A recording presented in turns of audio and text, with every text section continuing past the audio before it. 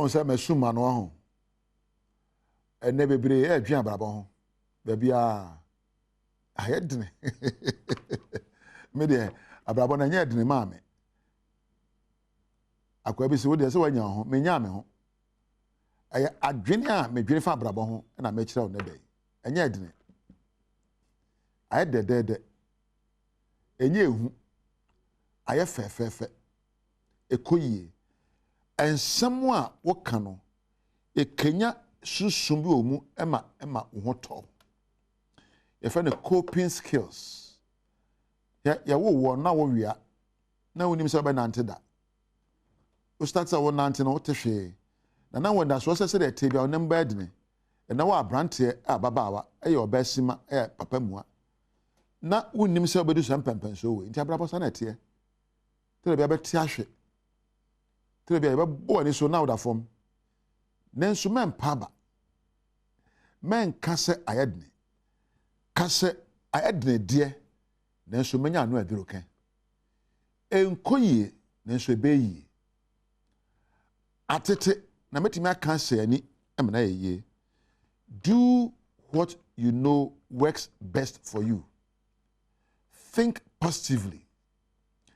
Penyama wonim se obetimi aya ebeya dwuma ma wo na wo de aso anapa na ye na edin o ene ebre o he wo yesa obegija brabo mu se na brabo no enya no meme ebe din da biada ebe din da biada na ene se obekenya watenka na wanya arakekire enda so e wabrabo mu.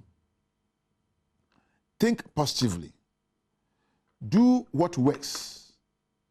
Na manfo ko say yanko ayede ye na yede. Mi yire ha me meja no na yede. Mi kunu ni suba meja no na de na ba ye. Se na obeja memadu aja madu. Memia etochima no yeda adwene epe akade ebu nkam so. Bebia ye tochima bebia ye konsuo epori ye ya ye hina boye no ye sanya hina fofo na ye konsuo afa ye hwefo yiye eno je se ye konsuo bio na ja se na ekroda menanti mina program wana ka kire ekroda menanti afa ade saso na kodi apeprago na be yiye abrabo e ya pede na ye ntobo ase so ni nyansa e ye suahunu anamuntuo ni abotre. What I say, enye preko pe. Se ofiti preko etu osia moja na eba. Nyabotre. Na pesu ehunu anka ebra wanya wo sei ebobo enwinwi edi nkofo achi ose yanko e na pe krata bi kan ye how to do krata no said meye na yiye.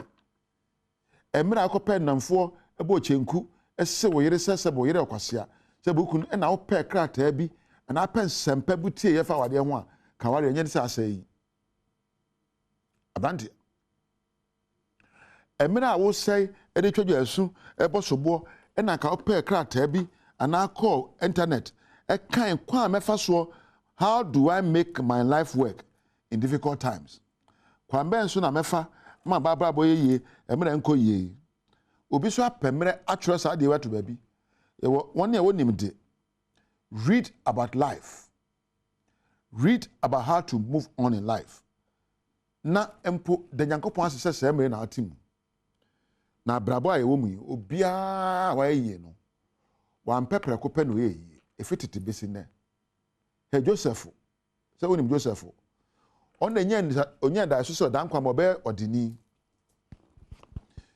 Okache onuanom na nuanom se hwe wo na ba fa ye die. Eni yede ne koto amna donkom se ke yeku no woni hwe ya no se yenku eni eton no konkwa sum na obi odankwa sum e de asem ato no so akota fiase na onyaaya kire se esanse onim se obeye dankwa ment no wani awreho wa ma obi sobo ena mami we pa na emi se yie onya betua na ka ena mami we na emi se na obodua emwa nenda so ena na neda so se dankwa ma obe odefo enti da bia na obom paye papa boami o bie kwa mami o mami nim die ena Nyankopɔn edoma ne nimde de kyerɛ da yase nimde ewutim na obekenya wadwene adwayempa bonya nimde ena obeye odeni onuanom a wokoton no be sodane nkoa e wona ase won sara babote abrabo no so wampa aba na onya hobrase na wosom honhom a so de tie bia wo nimde a e de adom wo no obenya onyame amma o se bebre obo se ne seso na esan se waye heja na wo tete na wo hanhan na do abrabo toto obi dia ho se waye ntimi so ye by force nti na wo bre no ya amma se bedi hia ye bowodini na wo nyina so ene adwene a wo adwene fi na wo dwene no e ba akọ afimu bone ye na wo yo no e ba akọ bone mu wa brabo anamontuo betime to amuna donko ana ebe ma osimpie mu agina so ayeye enti se abrabo enye se de a enye ho na yetra atwedwa asu na me yebisa how can I take a step in these challenging moments to become better kwa mbeso mebubu abrabo mu nketenkete mebu no yie how do I manage my day how do I manage my life how do I manage my relationships how do I manage my thoughts to think thoughts that will create good results for me.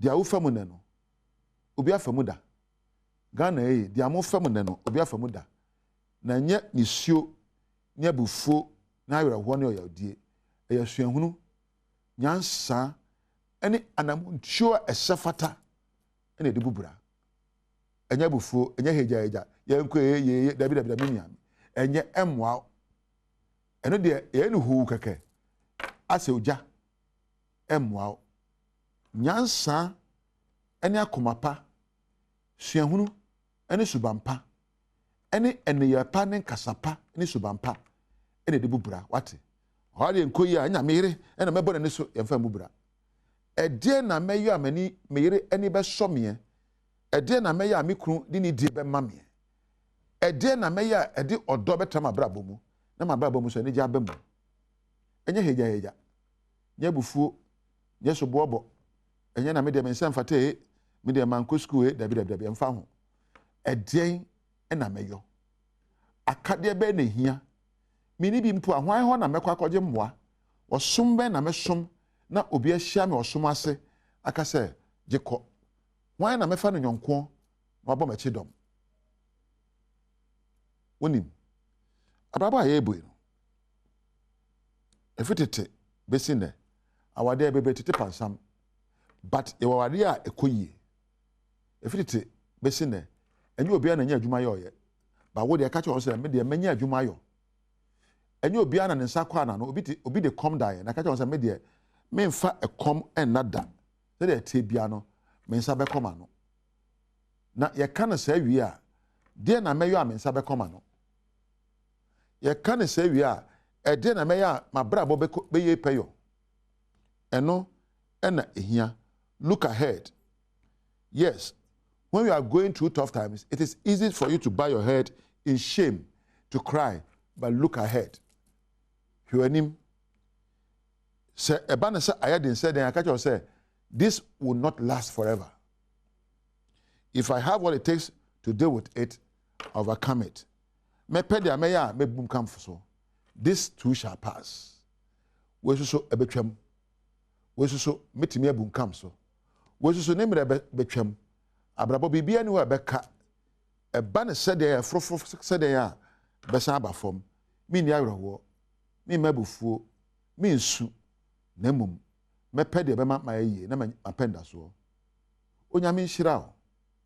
Onyame nka ho.